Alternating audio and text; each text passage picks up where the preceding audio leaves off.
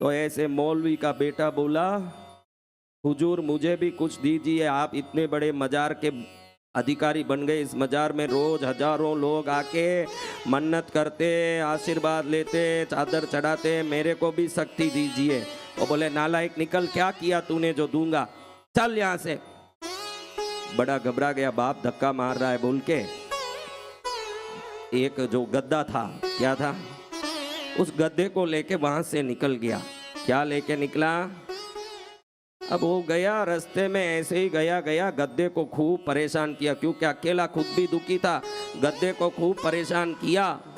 तो इसकी परेशानी में गद्दा बीमार पड़ गया। अब आगे सरक भी नहीं पाता है तो भी डोरा खींच खींच के गद्दे को खींचता है। अब गद्दा कितना खींच के आएगा महाराज, हाँ गद्दा कितना आएगा। तो गधा बहुत थका हुआ था, पानी खाना कुछ नहीं मिल रहा था, इसको अपने बाप ने कुछ नहीं दिया और धक्का मार के बाहर निकाल दिया। एक गुस्सा, वो पूरा गुस्सा कहाँ निकाल रहा है, हाँ आप भी आके अपना दुख सब मेरे ऊपर निकालते हो कि नहीं, हाँ इस संसार में जितना दुख भेड़ा हुआ जाके गुरुदेव के ऊपर निकालो, अच्छे से आएगा आश्रम तक, कोई कमी नहीं है। मैं ऊपर ही बैठा हूँ भाई, बालकनी में ही बैठा रहता हूँ, उसका हंसने का आवाज भी आता है नीचे, उधर तक बराबर ही हंसते हंसते पहुंचेगा। जैसे ही मेरे पास पहुंचेगा, बच्चे का काम नहीं हो रहा है महाराज। अभी इतनी देर क्या कर रहा था, मुझे देखते ही दुख फूट पड़ता है। वहां तक तो बढ़िया ही था, रसोई से 2 रोटी और लेके आया, रास्ते में खाते खाते ही आ रहा है, और गुरु महाराज देखते ही नाटक शुरू। अब ये गद्दे को इतना परेशान किया कि गद्दा मर गया। क्या हुआ, अब ये गद्दा मर गया, ये सोचा कि मर गया गद्दा, क्या करूं इसको, दफना तो दूं, कम से कम इतना अपने लिए काम किया, खुद मेहनत करके खड्डा खोदा और दफना के वहां बैठा। ये दुखी इसलिए हुआ कि बाप ने भी कुछ नहीं दिया और गद्दा भी मर गया, अब मैं क्या करूं, ऐसे सोच के दुखी होके बैठा था। इसने में उधर से एक आदमी जा रहा था, वो देखा कि ये यहाँ बैठ के इस मजार पर, वो गद्दे के ऊपर जो मट्टी ढोला था वो इतना ढोला कि एक मजार जैसे ही लगने लगा वो जगह।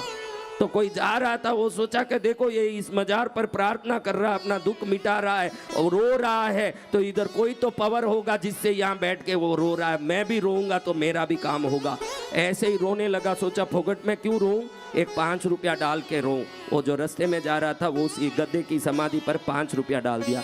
तुरंत इसको माइंड में आया, अपने बाप ने अपने को मजार हजार कुछ दिया नहीं, कोई औलिया ज्ञानी का मजार तो अपने पास नहीं है, लेकिन कोई 5 रुपया डाल रहा है तो यही अपना मजार है, इसी को मजार बनाओ, इसी पर अपना काम चलाओ। तो अपने पास ओढ़ा हुआ हरा चादर था वो लगा दिया उसके ऊपर मट्टी के ढेर पर, और उधर से 2 जन जा रहे थे, देखे कि अरे ये तो बहुत बड़े सिद्ध पुरुष की समाधि है, इधर कुछ प्रार्थना करो। ऐसे किया ना, किसी ने 50 रुपया डाला, और 3 दिन में देखो तो उधर शेड भी बन गया न, पूरी तैयारी हो गई ना। अब उधर हर आदमी माथा टेके, बोले कि इधर माथा टेको, हजारों साल पुराने औलिया वापस प्रकट हो गए हैं यहाँ, और अब हर आदमी को आशीर्वाद दे रहे हैं, जो भी जाके वहाँ कुछ भी मांगो कल्याण होता है।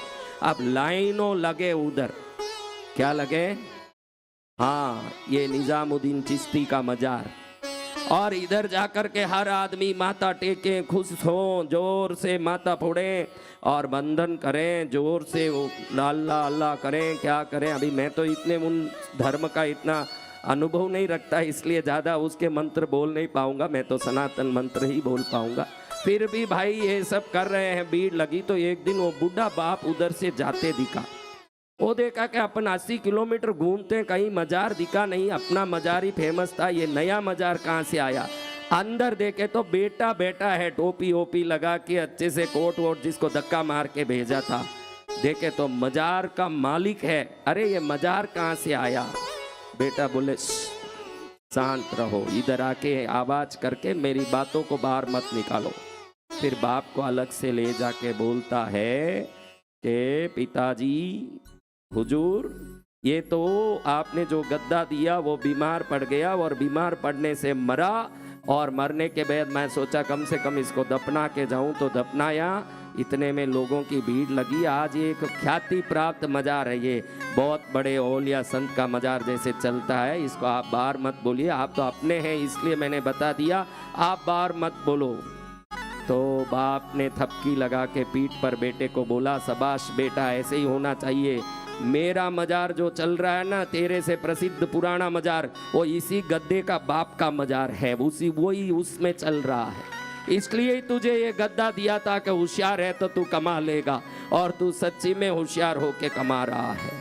तो आपको कहने का तात्पर्य ये है कि माथा टेकने से पहले, आंख बंद करने से पहले, कहीं हाथ जोड़ने से पहले, हाथ जोड़ने लायक वो संत है या नहीं, हाथ जोड़ने लायक किसी का चरित्र है या नहीं, हाथ जोड़ने लायक वो मंदिर में परमात्मा का सिद्धांत है या नहीं। कहीं भी जाके फूंक मरवाने लगोगे तो फिर उसका अर्थ तो ये हुआ कि किसी गद्दे के मजार में माथा टेक रहे हो। आपको हजार दुख आ जाएं, अपने ईश्वर को छोड़ के और जगह जाने की जरूरत नहीं है। व्यक्ति विश्वास वाला हो तो अपने ईश्वर का ही नमन करेगा, अपनी शक्ति को ही वंदन करेगा, अपने इष्ट को ही भक्ति करेगा, दूसरी जगह जाके भटकेगा। लेकिन बहुत तकलीफ है महाराज, क्या करूं, परेशान बहुत हूं महाराज, क्या करूं। ये घड़ी घड़ी रोज बोलता है, अब मेरा काम हो रहा है, अब मेरा काम हो रहा भी कम वाली बात है बेटा। हो रहा क्या है, एक बच्चा पेट में है, वो पेट में रहा हुआ बच्चा शिशु है, क्या है, बाहर आएगा तो ही बेटा है ना, हा? कि गर्भ में ही वो बेटा है, गारंटी है क्या? वो मर सकता है, गर्भ में ही निकलने के समय मर सकता है, अंदर ही कुछ हो सकता है, या वो पिंड रह के कुछ खत्म हो सकता है, हजार संभावना है।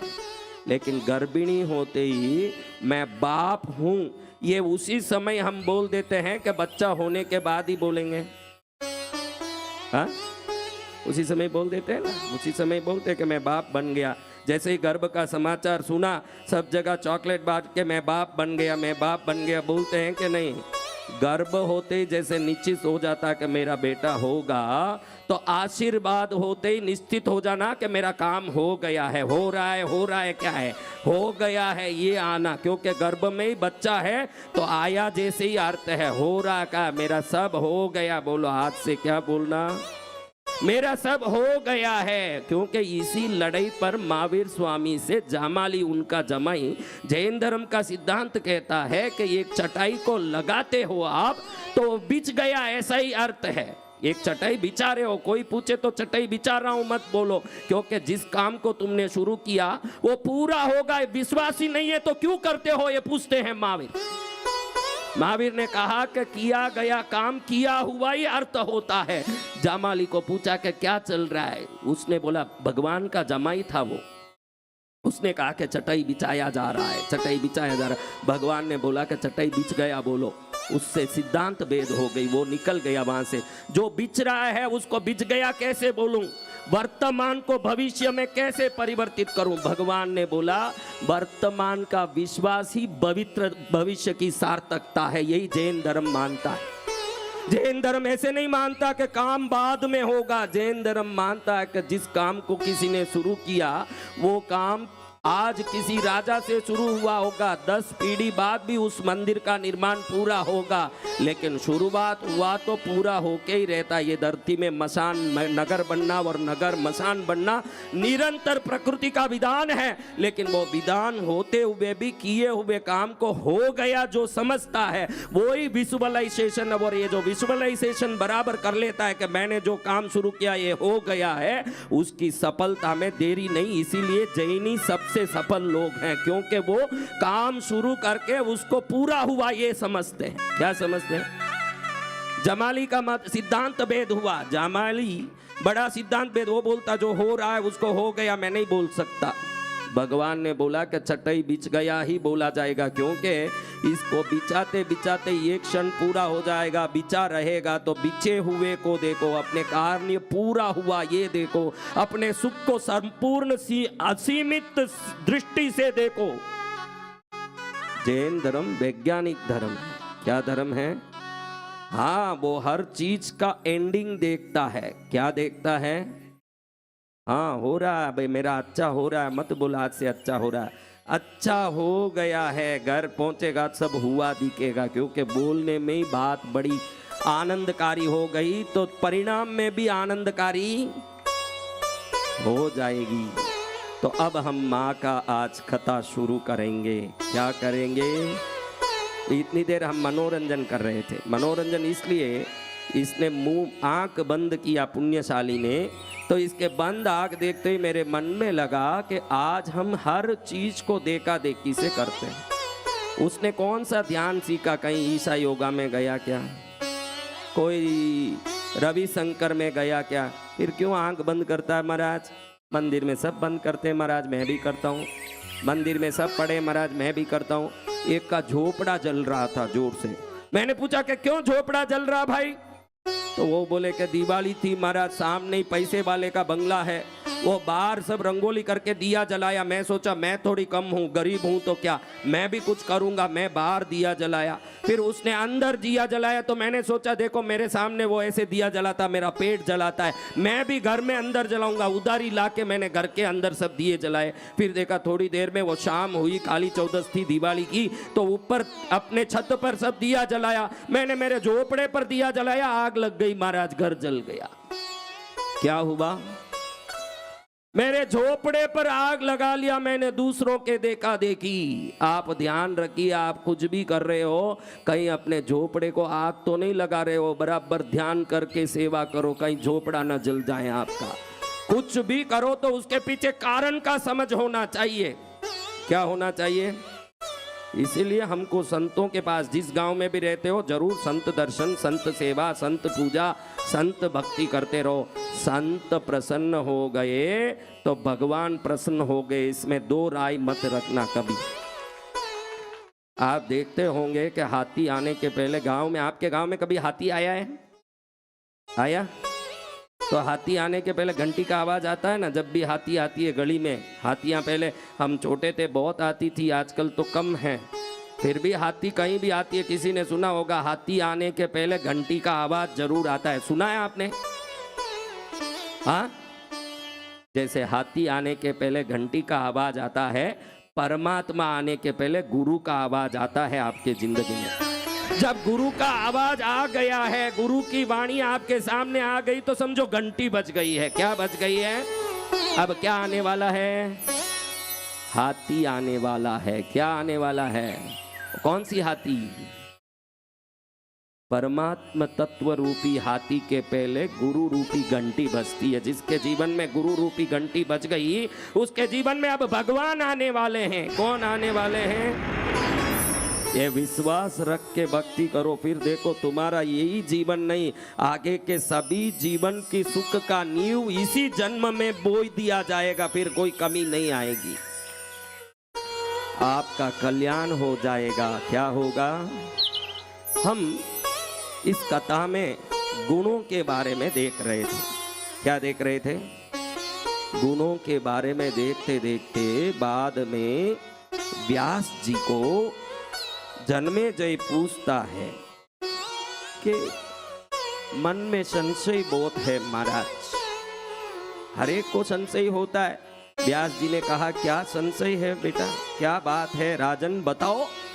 कहे कि महल में जो मंदिर है उसमें हमारी अनेकों देवियां होने से, राजा की कितनी पत्नी भाई बताओ?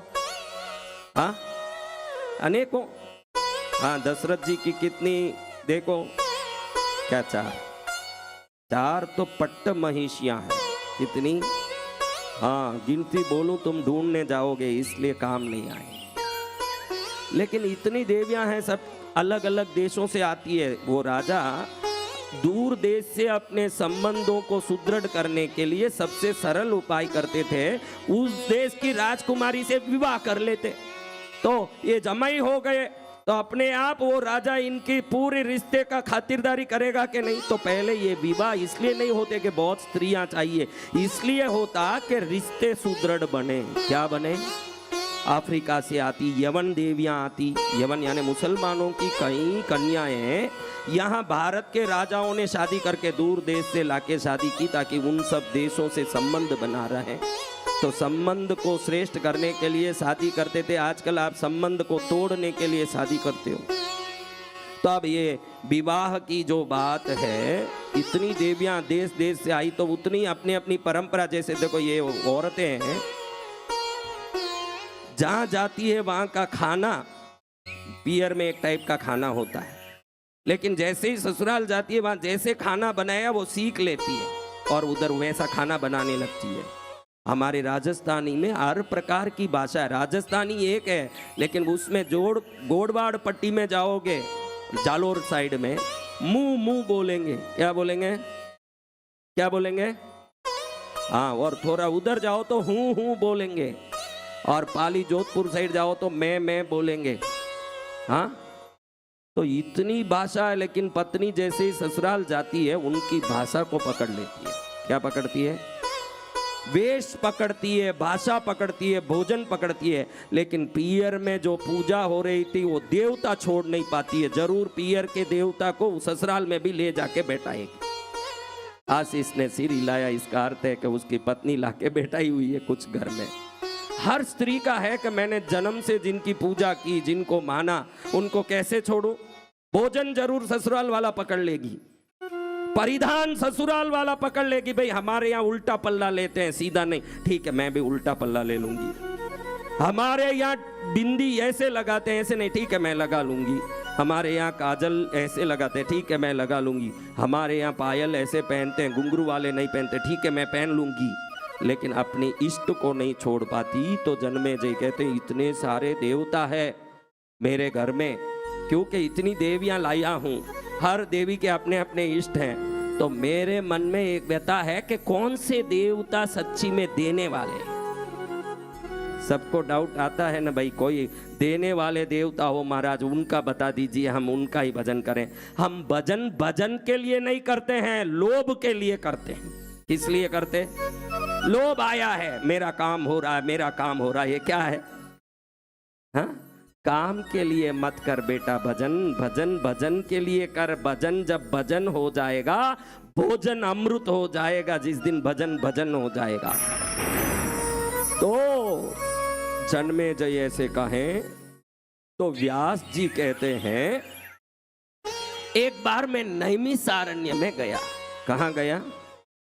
मैं एक बार नैमिषारण्य में गया, तो नैमिषारण्य में मैं देखा कि जमदग्नि ऋषि। कौन? जमदग्नि रेणुका का जो बात है आपने कभी सुना होगा, ये भागवत में नहीं है, मैं तो आपको ऐसे ही पूछ रहा हूं। तो जमदग्नि ऋषि अनेकों मुनियों के साथ बैठे हैं, उसमें वरिष्ठ श्रेष्ठ लोमस मुनि बैठे हैं। कौन बैठे हैं? लोमस मुनि को देख के जमदग्नि मुनि यही सवाल किए हैं जन्मेजय, मैंने भी ये सवाल को स्वयं जमदग्नि जैसे सप्त ऋषियों में एक स्वयं जमदग्नि को पूछते देखा। तो जन्मेजय को आश्चर्य पड़ा कि क्या पूछा महाराज, मुझे बताइए। व्यास जी कहते हैं कि जन्मेजय ने भी ये सवाल पूछा कि ब्रह्मा विष्णु महेश देवियां वरुण इंद्र आदित्य यम इतने देवता हैं, तो मांगते ही किसके पास वरदान मिलता है, पूजते ही किससे कल्याण होता। देखो गुरु माता की भक्ति को आप देखोगे तो वो भक्ति देखते ही कल्याण करता है। तो महाराज जन्मेजय पूछता है तो व्यास जी कहते हैं जमदग्नि ने लोमस ऋषि से ये बात पूछी थी। क्या पूछा? कि इस दुनिया में प्रत्यक्ष प्रभाव देने वाले देवता कौन है? आप जानना चाहते हो? चाहते हो क्या कि प्रत्यक्ष प्रभाव देने वाले देवता कौन है? लोमस ऋषि कहते हैं सुनो जमदग्नि, सुनो मुनियों, एक कौशल राज्य था। क्या राज्य? जहां से कौशल्या हुई है। कौशल राज्य में होने से दशरथ पत्नी का नाम क्या है? हाँ, कौशल्या उसी से हुआ, वो कौशल राज की है। तो इस कौशल राज्य में देवदत्त नाम का एक ब्राह्मण था। क्या नाम था? इस ब्राह्मण को मैंने पहले ही इसका सारांश बता दिया कथा का, लेकिन कथा को पूर्ण करना धर्म होने से अभी वापस छुटकी में बताऊंगा कि ये लोमस ऋषि जमदग्नि मुनि को ये कथा सुना रहे हैं कि देवदत्त नाम का कौशल राज्य में एक ब्राह्मण था, उसकी पत्नी का नाम था रोहिणी। क्या नाम था? नक्षत्रों में रोहिणी अत्यंत सर्वोत्तम है, चंद्र को सबसे प्यारा लगी। 27 नक्षत्र की शादी कराए दक्ष प्रजापति ने अपनी बेटियों की चंद्रदेव से। कितनी? 27 दक्ष की बेटियां हैं जो नक्षत्र है, लेकिन उसका मन पूरा रोहिणी पर ही लगा। तब दक्ष प्रजापति ने शाप दिया कि तू 15 दिन घिसेगा, 15 दिन बढ़ेगा। तो ऐसी रोहिणी नाम की ब्राह्मण स्त्री ने रोहिणी नक्षत्र में ही एक पुत्र का जन्म दिया। किस नक्षत्र में? पुत्र का नाम उदत्य रखा गया। क्या नाम था? उदत्य। पुत्र का नाम उदत्य। अभी देखो, व्यापारी को व्यापार सिखाने के, मछली को तैरने कौन सिखाते हैं महाराज? कौन कौन मछली को, मछली तू ऐसे तैरना चाहिए, तू पानी में ऐसे जाना चाहिए, पानी में ऐसे जा करके अच्छे से अपने पंख को हिलाना चाहिए, तू तिरेगा, कोई सिखाता है? जन्म से ही हमारे में जातिगत गुण होते हैं। क्या गुण होते हैं? व्यापारी को व्यापार करना सिखाया नहीं जाता, वो जन्म से ही होशियार होता है। हा? हर कला में हम हमारे पारिवारिक बुद्धि से बढ़ते हैं। तो ब्राह्मण पुत्र हो तो ज्ञानी, गुणी, वेद पाठी, संस्कारी, श्रेष्ठ, तेजस्वी होना चाहिए कि नहीं? लेकिन ये उदत्य देखो तो एकदम मंद बुद्धि, बुद्धि ही नहीं, एकदम कुछ भी सिखाओ सीखे ही नहीं। 8 वर्ष में इसका उपनयन हुआ। क्या हुआ? यानी क्या? शर्मा जी बताओ, उपनयन क्या होता है शर्मा जी? जनेऊ संस्कार। हाँ, क्योंकि शर्मा जी तो जनेऊ पहने होंगे तभी पूछना पड़ेगा। तो उपनयन संस्कार 8 वर्ष में हुए, गुरुकुल में छोड़ा गया। उपनयन शब्द का अर्थ समझोगे तो बड़ा आनंद आएगा। उपनयन, उपवास, ये सब बहुत सुना। उपवास बोलते हैं ना, उपवास। क्या बोलते हो आप? आज मेरा उपवास है। तो उपवास क्या है? वास यानी निवास करना, उपवास यानी समीप में निवास करना, उपनयन यानी आंख के समीप में रहना। आंख के समीप में यानी क्या? उस जमाने में जैसे ही जनेऊ संस्कार होता था, गुरु के पास ले जाके शिक्षा के लिए छोड़ दिया जाता था। तो आज तक तेरे 2 नयन थे, आज से गुरु रूपी असली नयन के पास तुझे रहना होगा, उनके समीप में रहना, वही तेरे असली आंख है। गुरु के नयन को पकड़वाना, इसलिए जनेऊ संस्कार को उपनयन कहते हैं। उपनयन यानी गुरु के समीप में, नयन के समीप में, जो आंख खोलने वाली तेजस्वी शक्ति है उसके समीप में। फिर उपवास क्या? आत्मा में वास करना। किस में वास करना? मैं दुनिया में दारी में, दुनिया के काम में, व्यापार व्यवस्था में लगा हूं महाराज। एक दिन व्रत करके स्वयं में लगा रहूंगा। आत्मा के समीप में वास करना उपवास, गुरु के समीप में जाना उपनयन। उप यानी किसी के पास जाना। क्या? हाँ, तो इसको गुरु के पास छोड़ा गया उदत्य को। अब उदत्य वहां पहुंच तो गया, कितना ही सिखावे, बुद्धि में चढ़े नहीं। साथ वाले बच्चे हंसे, अरे मूर्ख, कैसा मूर्ख है, कितने बड़े ब्राह्मण देवदत्त जी का पुत्र है तो, फिर भी मूर्खता में सीमा नहीं है तेरे में, कोई बोलना भी नहीं आता। बड़ा ये दुखी हुआ कि मेरे को हर आदमी टोकता है, हर आदमी, मुझे हर आदमी टोकता है, हर आदमी कुछ सुनाता है। दुखी हुआ, दुखी होकर के सोचा कि पूर्व जन्म का कोई कर्म होगा। वैसे तो जन्मजात ब्राह्मण को तेजस्वी, व्यापारी को वाचाल, चोर को बुद्धिशाली और शूद्र को कर्मठ होना चाहिए। लेकिन ये जन्मजात गुण कुछ भी मेरे में नहीं है। कोई पूर्व जन्म का कर्म होगा, मैंने कोई पाप किया होगा, पहले कोई दान धर्म नहीं किया होगा, माँ बाप का आज्ञा का पालन नहीं किया होगा, इष्ट की पूजा भक्ति ढंग से नहीं की होगी, गुरु की आज्ञा का पालन नहीं किया होगा, अपने ही बड़े भाई बहनों का इज्जत नहीं दिया होगा, छोटों पर प्यार नहीं किया होगा, चूहे आदि का बिल तोड़ा होगा, पंछियों का घोंसला तोड़ा होगा, मैंने विभिन्न पाप किए होंगे। इसलिए इस जन्म में मैं ब्राह्मण बन के भी मूर्ख हूं। अपने आप में रोते हुए सोचता है कि यहां से कहीं चले जाऊं, क्या करूं, यहां से कहीं चले जाऊं, ये अपमान मुझसे सहन नहीं होता।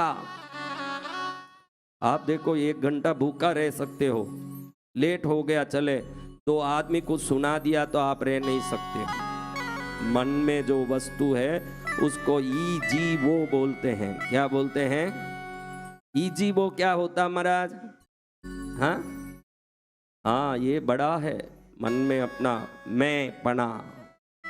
तो अब ये जाग वहां से निकल गया पाठशाला से, सब लड़के देखते ही हैं और वो निकल के कहीं चले गया, जंगल में चले गया।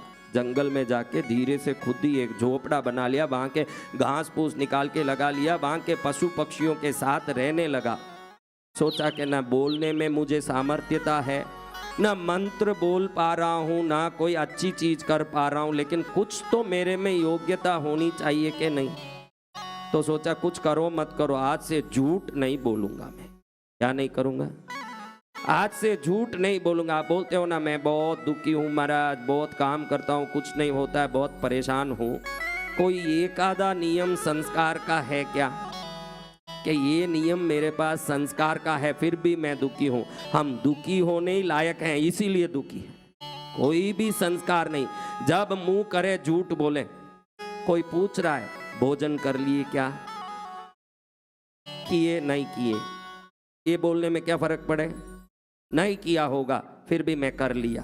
वो सोचे कि इसको नहीं किया बोलेगा तो वो क्या सोचेगा, कर लिया बोल दो। अब ये छोटी सी बात है, लेकिन झूठ तो झूठ हुई कि नहीं? बिना काम ही रोज 100 बार झूठ बोलने वालों को मैंने देखा है। कितनी बार? कोई काम ही नहीं है। मेरे गांव में तो खेती ऐसे होती है, मेरे तो वहाँ घर ऐसे होते हैं, मेरे तो वहाँ घर में ऐसे होता है, मेरी पत्नी तो ऐसे खिलाती, घर में वो झाड़ू मारती होगी इसको पकड़ के, फिर भी बोलेगा कि मेरी पत्नी तो ऐसी है, मेरे तो ऐसी सेवा करती है, मेरा तो वैसा होता। किसने पूछा भाई तेरे को? किसने पूछा? काम मुंह खुले तो चालू हो जाए। इसने एक शपथ लिया कि इस जंगल में कोई नहीं है, फिर किसी से बात करने की जरूरत तो नहीं है, मैं तो यहाँ का फल फूल खा के जीता हूँ। फिर भी एक वचन लेता हूँ कि आज से मैं इस जंगल में किसी भी कारण से झूठ नहीं बोलूंगा। क्या नहीं करूंगा? मैं झूठ तो नहीं बोलूंगा। एक तो संस्कार रहे, भगवान ने मुझे मूर्ख बना दिया, मूढ़ बना दिया, बुद्धिहीन बना दिया, शिक्षाहीन बना दिया, विद्याहीन बना दिया, शक्तिहीन बना दिया, ज्ञानहीन बना दिया। लेकिन कुछ एक संस्कार आप सब दुखी दुखी करते हो ना, आप में क्या संस्कार है टटालो, आपको मालूम पड़ जाएगा। दुखी बिल्कुल सही हो, आप बिल्कुल सही हो, दुखी होने लायक हो इसलिए दुखी हो। आज ही संस्कार को पकड़ो, बाकी कुछ भी नहीं हो। कोई एक संस्कार सही ढंग का हो जाए, सूर्य आते ही जैसे बादल अपने आप निकल जाते हैं, वैसे दुख आपके जीवन से निकल जाएंगे जब संस्कार आ जाएगा। कौन सा संस्कार है जिससे दुख मिटेगा भाई? हाँ, पाप भरा है शरीर में, दुख नहीं आएगा तो क्या आएगा? मरे हुए चूहे जहां पड़े हों वहां बिल्ली आएंगे कि हाथी आएंगे? हाथी को चाहते हो तो अपनी आत्मा में गन्ने का खेत यानी संस्कार का बीज बो। पापों का मरा हुआ चूहा पड़ा है तो बास्ता बिल्ली ही यानी दुख ही आएगा आपके जीवन में। संस्कार बढ़ाना पड़ेगा। बड़ी कृपा से इन्होंने शपथ लिया, मैं क्या बोलूंगा? सत्य बोलूंगा। तो उनका नाम हुआ सत्यव्रत। क्या नाम हुआ? वैसे नाम तो था उदत्य। क्या नाम था? उदत्य का नाम हो गया सत्यव्रत। सत्य बोलने की महिमा देखो, उनका नाम ही सत्यव्रत हो गया। कोई उस तरफ इस तरफ जाता था तो वो उनकी प्रशंसा करता कि ये जो ऋषि हैं ये कभी सत्य बोलते हैं, झूठ नहीं बोलते, ये बड़े तपस्वी हैं। एक छोटा भी नियम हमारा जीवन को कैसे कल्याण कर सकता है, इसका इसमें तात्पर्य है। कितना बड़ा नियम बहुत छोटा सा नियम है लेकिन कल्याण कर देगा। आपके पास एक नियम है क्या? खाने के पहले 2 बार भगवान का नाम लेके खाओ। कितना छोटा नियम है। जैसे ही रसोई में घुसे, थाली में घुस के भूतों की तरह पीछे लगे रोटी के। हाँ, कहीं उठते समय भगवान का नाम लेके उठूं, सोते समय भगवान का नाम लेके सो। कोई भी नियम नहीं, लेकिन भगवान से पूरा माल चाहिए अपने को। हाँ, एक बार वो भी जबरदस्ती आप सबको कथा में बैठाया गया है कि बैठो रे, सुनो रे, सुनो रे, तो बैठ गए, वरना ये भी मुश्किल है। कितनी कथा सुनी हुई है हमारी, कुछ नहीं, हम तो मजा लेने आए महाराज। एक नियम कौन सा है? नियम है, उठते ही भगवान का नाम लूं, सोते ही भगवान का नाम लूं, खाते ही भगवान का नाम लूं। भगवान भगवान करते रहेंगे भाई, तो भगवान आएंगे कि नहीं? हाँ, संसार संसार करते रहें तो क्या आएगा? और संसार में क्या भरा है? संसार में दुख संकट यही भरा है। संसार संसार करोगे तो दुख और संकट ही आएगा। गुरु महाराज करोगे तो दीक्षा साधुपना भी आएगा, कल्याण भी होगा तुम्हारा। कब होगा? हाँ, तैयार हो जाओ सब दीक्षा लेने। देखो, इसी जन्म में तुम्हारा कल्याण कर दूंगा, अगले जन्म की तो देरी क्या है, इसी जन्म में कल्याण हो जाएगा। देवव्रत एक दिन बैठ करके कुछ काम कर रहे हैं, इतने में एक शिकारी आया, एक सुअर के पीछे लगा और उसको तीर मार दिया। सुअर पर तीर छुप गया, वो घबरा गया सुअर, और घबरा करके, जंगली सुअर था, सोचा कि अब मैं क्या करूं। उसके शरीर से खून टपकने लगा, बड़ा व्यथा से दुखी होने लगा। आपको दुख आवे ने, उसी दुख को महसूस करते समय, सिर दुखते समय आपको बड़ा सा एक बेचैनी होता है कि नहीं? दो को सिर दुखे तो किस किस को सिर दुखा अपने जीवन में एक बार तो भी? हाँ, पेट किस किस को एक बार तो भी दुखा? बुखार किस किस को आया? उस समय कुछ तो महसूस किया होगा ना, जरूर महसूस किया होगा ना कोई दर्द। वो दर्द हर प्राणी को होता है। हमको महसूस हुआ महाराज हमारा दुख, वो हर एक में होता। ये महसूस कर लो तो ज्ञानी हो जाओगे। सिर्फ आप में ही नहीं होता। ज्ञानी वो नहीं जो अपना दर्द महसूस करता, ज्ञानी वो जो पराये का दर्द महसूस करता है। अपना दर्द तो कुत्ता भी महसूस करता है, दूसरों को भी दर्द होता होगा। ऐसा ही दर्द जो मुझे हुआ वो औरों को भी होता होगा। ये ज्ञान जिसमें आ गया वही ज्ञानी है। ज्ञानी कौन है? कहाँ महापुरुषों ने पुस्तक पढ़ा, यूनिवर्सिटी गए कि कॉलेज पढ़े कि कहीं गए, तो वो महापुरुष कैसे हुए? दूसरों के दुखड़े दूर करने वाले तेरे दुख दूर करेंगे राम। जिएगा तू जग में भलाई का काम, तेरे दुख दूर। आज तक 25 साल से मैं यहाँ बैठा हूँ, बड़े दिल से ठोक के कह सकता हूँ, एक आदमी पैदा होके मेरे पास नहीं आया पड़ोसी के दुख के निवारण के लिए। एक आदमी 25 साल में नहीं आया। मेरा दुख सुनो महाराज, मेरा दुख सुनो, बस। क्या सुनो? मेरा दुख सुन लीजिए। आप इसीलिए पैदा हुए महाराज के मेरा दुख सुनो। मैं तो सबका सुनूंगा, लेकिन तू दूसरों के दुख को भी दुख मानेगा तो तेरा दुख तो अपने आप ही भाग जाएगा तेरे से डर के। हमको तो सिर्फ अपना सुनाना है, बस मेरा सुनिए। अब वो सुअर डर के आश्रम में घुस गया, कुटीर में घुस गया, जहां सत्यव्रत बैठ के कुछ कर रहे थे, उस जगह में घुस गया। तो सुअर को तीर लगा देख के सत्यव्रत जी के शरीर के रोंगटे खड़े हो गए, पश्चाताप हो गया।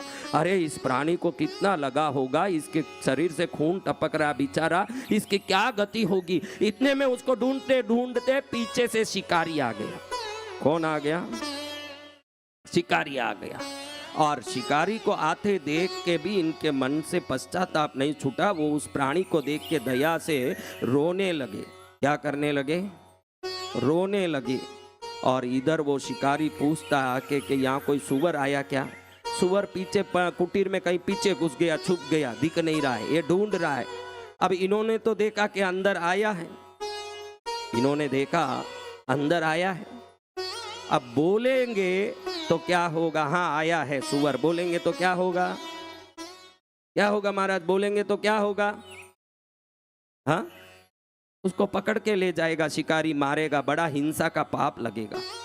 और नहीं बोलेंगे तो क्या होगा महाराज? बोलो। झूठ बोलने का व्रत का खंडन होगा। उन्होंने क्या व्रत लिया है? तो आज तक जो दिमाग काम नहीं किया था, उनको तो दिमाग चलता है नहीं, दिमाग से बहुत कमजोर है, सिर्फ इतना मन में लिया है कि सत्य बोलना है। क्या लिया है? लेकिन अब सत्य बोला जाता कैसे है? और जो कोई बोलने वाली बात को ऐसे कैसे बोलें कि जो सत्य जैसे लगे, वो उनको ज्ञान नहीं है, दिमाग इतना तेज नहीं है। तो उस समय भगवती अति प्रसन्न होके देखती है कि जिस काम को मैं करती हूँ, जिस काम को मुझे करना है, संसार का पालन, लोगों की रक्षा, वो चिंता ये कर रहा है, इस मूड में थोड़ा बुद्धि डाल दो। तुरंत भगवती ने अपने ही लोक से हाथ उठाया, एक क्षण में सत्य व्रत में पूर्ण ज्ञान, पूर्ण सिद्धि, पूर्ण शक्ति, पूर्ण ताकत आ गया उसी क्षण में। न मंत्र जाप किया, न पूजा की, न भक्ति की, न व्रत किया, न कोई कर्म किया, दूसरे जीव की रक्षा के अभय दान की भक्ति का भाव किया। उसी समय देवी प्रसन्न होकर उसको आशीर्वाद दे दी कि तू सच्ची में ही ज्ञानी बनने लायक है, तेरा कल्याण हो। अब इनमें ज्ञान आ गया। शिकारी पूछता है, बोल सुअर आया कि नहीं? तो अब इनमें ज्ञान घुस गया। ये बोलते हैं, जिसने देखा वो बोल नहीं सकता। क्या बोलते हैं? जिसने देखा वो बोल नहीं सकता, जो बोलता है वो देख नहीं सकता है भाई, इसलिए मैं कुछ नहीं बोल सकता। यानी जिसने देखा वो बोल नहीं सकता, जो बोलता है वो देख नहीं सकता, इसलिए सुअर आया या नहीं मैं नहीं बोल सकता, सत्य बोला। जिस आंख से देखते हो वो बोल सकता है, जिस मुंह से बोलते हो वो देख सकता है। उन्होंने बोला कि देखता है, वो बोलता नहीं, बोलता है वो देखता नहीं, इसलिए मैं कुछ नहीं बोल सकता हूं, मुझे क्षमा कर दो। सत्य बोलने का पुण्य मिला, क्योंकि उन्होंने जो था वो हकीकत बोला। उधर कुछ है या नहीं वो बात नहीं बोला, बात को मरोड़ दिया।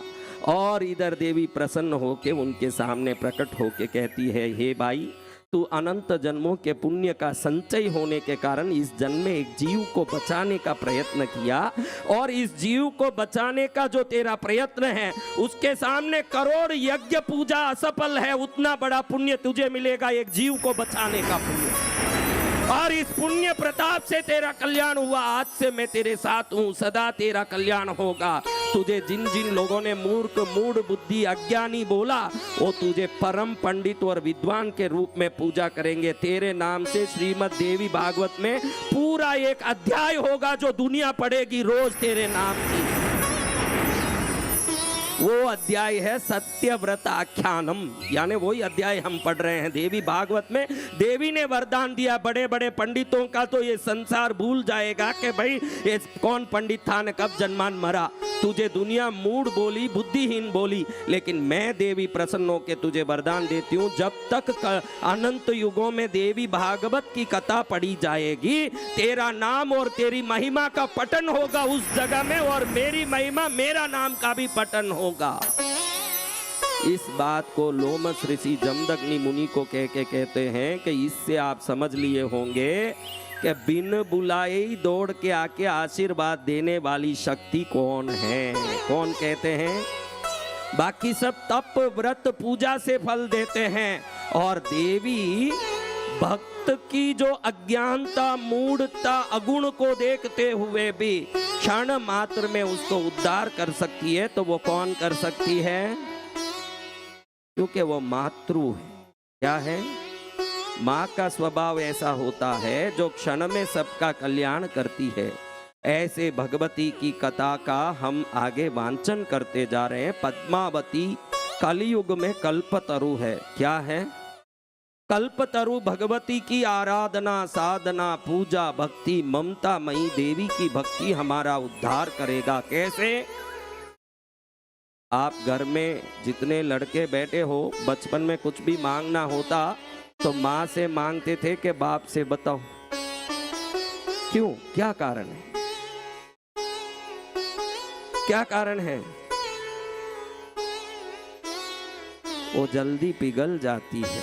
क्या होता है? बाप तो बुद्धि से काम करते हैं। बाप तुम कुछ भी मांगोगे तो ये सही मांग रहा है कि गलत है, अगर गलत है तो उसी को नुकसान करेगा, इसलिए नुकसान वाला काम मेरा बेटा नहीं करना चाहिए, इसलिए मना करेगा पिता, भाई इससे तुझे नुकसान होगा। माँ को मालूम है कि दांत खराब होंगे, पेट में कीड़े पड़ेंगे, फिर भी खा ले भाई, चॉकलेट खा ले, तुझे पसंद है तो खा ले बेटा, तेरा मन खुश हो ये मैं करूंगी। बच्चे की खुशी देखे वो माँ, बच्चे की प्रगति देखे ये बाप। बच्चों को माँ इसलिए अच्छी लगती है कि वो खुश रहने देती है। क्या करने देती है? बाप भी अच्छा है, लेकिन बाप बेटे का भला सोचता है। क्या सोचता है? हाँ, लेकिन बच्चों को बाप अच्छा नहीं लगता, क्योंकि भला सोचने वाला कभी अच्छा नहीं लगता, मजा सोचने वाला ही अच्छा लगेगा। क्या कौन अच्छा लगे? हाँ, माँ मजा सोचती है, मेरा बेटा मजा कर, जा मजा कर। पिक्चर जाना है रात में सेकंड शो, बाप बोलता 10 बजे बाद जगना नहीं, सो जाओ गुपचुप, तो माँ को धीरे से बोल के बाहर से कुंडी डाल के जाएगा कि रात में आऊं तो खोल देना। अच्छा बेटा तू धीरे से आवाज करना, जोर से तेरे पापा उठ जाएंगे, तू धीरे से आवाज करना, मैं आके खोल दूंगी। कितने पिक्चर देखे माँ और बेटे को ही वो रहस्य मालूम है, बाप को तो पता ही नहीं है। ये हर बेटे के साथ होता है, हर बेटे के साथ होता है कि माँ भेजती है। कौन भेजती है? कहाँ जाना है? जा बेटा घूम के आ जा। एक्सकर्शन जाना, स्कूल से पिकनिक ले जा रहे हैं, पापा पैसा दो। अरे अभी इस बार का इलेक्ट्रिसिटी करंट बिल भरने तो पैसा नहीं था ना, घूमने पैसा मांगता है, गुपचुप बैठ। ले बेटा, मैंने ये राई की डिब्बी में 5 रुपया 10 रुपया इकट्ठे करके रखे थे, तू ले, और तेरे बाप को बोलना मुझे फ्री में ले जा रहे हैं, बोलना मैंने दिया मत बोलना, लेकिन तू घूम के आ जा। इस तीनों लोकों में मातृत्व शक्ति को इसलिए नमन करना पड़ता है, उसको अपने पुत्र का आनंद और उसको जो खुशी देख करके जो माताओं को तृप्ति होती है, ये तृप्ति को पाने के लिए माँ स्वयं को भी त्याग करने तैयार हो जाती है अपने बच्चों के लिए। ये मातृशक्ति की बहुत बड़ी कृपा इस धरती पर है, जिसको हमको नमन करना पड़ता है। लोमस ऋषि जमदग्नि को कहते हैं, सुना ना आप लोगों ने? हे जमदग्नि ऋषि, भगवती ही एक ऐसी तत्व है जिसके चरण में जाने के बाद तीनों लोकों में कोई खाली नहीं जा सकती। कौन कहते हैं? तो ऐसे इस कथा को सुनते सुनते आनंद ले रहे हैं। इस कथा के बाद अब अगला अध्याय आता है यज्ञ विधानम। क्या आ रहा है? अगला अध्याय का नाम है यज्ञ विधानम। क्या नाम है? यानी यज्ञ कैसा होना चाहिए, ये सवाल व्यास जी से पूछा जाता है। तब वो कहते हैं कि यज्ञों में सर्वोत्तम यज्ञ है स्वयं के पापों को आत्मा में आहुति देना। या आहुति देना, जैसे हम यज्ञ में कई सामग्रियों का आहुति देते हैं तो आहुतिकृत सामग्री अग्नि में जल के नष्ट हो जाती है, वैसे स्वयं के पापों का पश्चातापी चिंतन करके अपने मन की आहुति देनी चाहिए, पापों का नष्ट करना चाहिए। ये मन में पापों को आहुति दे के पवित्र करें, इससे बड़ा यज्ञ कोई चीज नहीं है। ऐसे व्यास हमारे पास 5 वायु है। कितने वायु? क्या क्या वायु? हाँ, प्राण, अपान, व्यान, उदान और समान, ये 5 वायु। 5 उपवायु है, धनंजय, नाग, कूर्म, देव, दत्त और गृगर। 5 उपवायु, 5 वायु। अभी वो जाने दो, आपको करना क्या है उससे। लेकिन ये 5 वायुओं को 5 अग्नि से आहुति देना, दक्षिणाग्नि, गार्हपत्याग्नि, ये सब ब्राह्मण लोग और यज्ञ करते वो पंडित जानते होंगे, लेकिन भागवत में है इसलिए मुझे कहना पड़ रहा है कि ऐसे पंचाग्नि से 5 वायु को हुत करना ही आहुति है। यानी यज्ञ कर्म आत्मा को श्रेष्ठ करने वाला, मात्र मन से किया जाने वाला भाव कर्म है। क्या कर्म है? हाँ, अपने वायुओं को शुद्ध करो। घड़ी घड़ी डकार आ रहा है महाराज, क्या आ रहा है? डकार आ रहा है तो उदान वायु विकृत हुआ है। घड़ी घड़ी नीचे से गैस निकले, कई लोगों को पास में कथा में बैठे हुए को बड़ा घबराहट हो कि कहीं सरकूं के भागूं, ऐसे होता है तो समझना कि अपान वायु विकृत हो गया। उसको हम अपान वायु भी बोलते हैं, हिंदी में भी बोलते हैं, भाई अपान वायु घड़ी घड़ी छोड़ रहा है। अपान यानी जो वायु मध्य से नीचे उतरे वो अपान। चारों तरफ फैले वो समान, और हमारी नाड़ी में रहे वो प्राण, ऊपर चढ़े वो उदान, और आकाश की ओर उन्मुख हो वो व्यान। तो ये वायुओं को सम्मानित कर करके अंतर में ध्यान करके अपने एक एक पापों को, अब मैं ये नहीं करूंगा, अब मैं ये नहीं करूंगा, इसको मैं अंतिम आहुति देके समाप्त करूंगा, ऐसे सोचे ये सर्वोत्तम यज्ञ।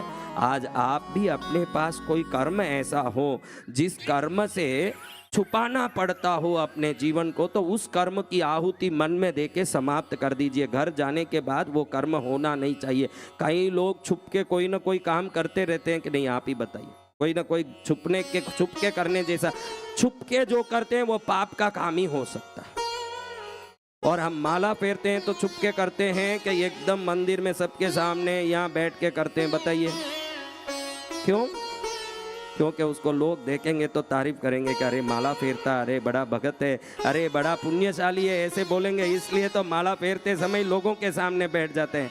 ये हाथ में पकड़ते समय कथा में बैठ के कोई माला फेर सकते हैं कि भूंगला पकड़ सकते हैं? जब कुछ धुआं निकालना हो तो एकदम गली में छुप के निकालते हो। तो समझ लो कि कोई छुपे जैसा काम आप में है, तो भगवान को प्रार्थना करो कि मुझे कभी छुप के कोई काम करना नहीं पड़े, प्रकट रूप से मेरा हर काम लोगों के सामने हो, ऐसे मेरा आचरण दे दो भगवान। यही आहुति है। आहुति क्या है? अंदर घुस गया, छुप गया, छुप के धीरे से बाटल खोला और ढोल रहा है अंदर, तो गड़बड़िया है कि नहीं? आपको कॉफी पीते समय छुपना पड़ता है क्या? चाय पीते समय छुपना पड़ता है क्या? फिर छुपते किस में हो? वो छुपा रहा है तो उस कर्म को छोड़ो। जो भी काम छुप के करने जैसा एक आधा भी काम हो, उस छुपने जैसे काम को छोड़ दोगे तो पद्मावती का जो यज्ञ जितना फल नहीं देता है, उससे ज्यादा फल आपने जो मन के पाप की आहुति दी, इसका फल बहुत बड़ा आएगा। माँ का आहुति से भी बड़ा आहुति का फल मिलेगा जब आप अपने पाप से निवृत्त हो जाओगे।